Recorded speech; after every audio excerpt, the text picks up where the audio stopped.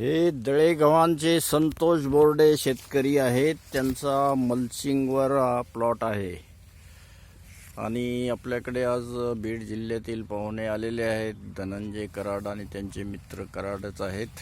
आपलं नाव काय आहे कराड साहेब? व्यंकटराव कराड. असे हे मुद्दाम मल्चिंगचा प्लॉट पाहण्यासाठी आलेले आहेत. आम्ही एक प्लॉट आधीच पाहिला डोनगावला, हा दुसरा प्लॉट आहे आणि त्याचं उत्पन्न वाढेल किंवा हे याच्याबद्दल मी सांगू शकणार नाही, पण ह्याच्यात जे मल्चिंगचा खर्च आहे तो सहजासहजी निघून जातो. कारण तण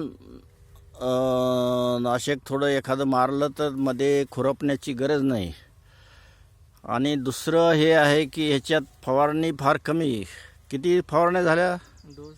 दोन फवारणीत हे पीक आहे. जवळजवळ आता 80-90 दिवसाचं पीक आहे. 25 ते थोडं दाटण्याची शक्यता आहे, म्हणून त्यांनी एक काय मारलं, डोंगर नावाचं औषध मारलेलं आहे, जे काही आपण चमत्कार मारतो. तर अशा प्रकारे हा प्लॉट आहे. कल्टार मारलेला आहे. आणि मला वाटतं चमत्कार किंवा लिव्होशीन मारला असतं तर थोडा ग्रीननेस आला असता, पण कल्टारमुळेही पात्याची बोंडाची याची संख्या वाढलेली आहे भरपूर. जमीन फार हलकी आहे आणि ह्याच्यात त्यांची अपेक्षा आता निदान 10 क्विंटल ते 15 क्विंटल तर सहजासहजी निघल. आणि ह्याचा खरा फायदा मल्चिंगचा हे आहे की टेन्शन फ्री क्रॉप येतं.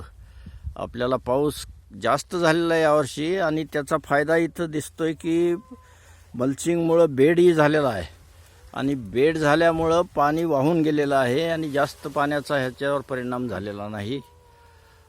धन्यवाद दोन्ही कराड साहेब, आपण इथं भेट दिली.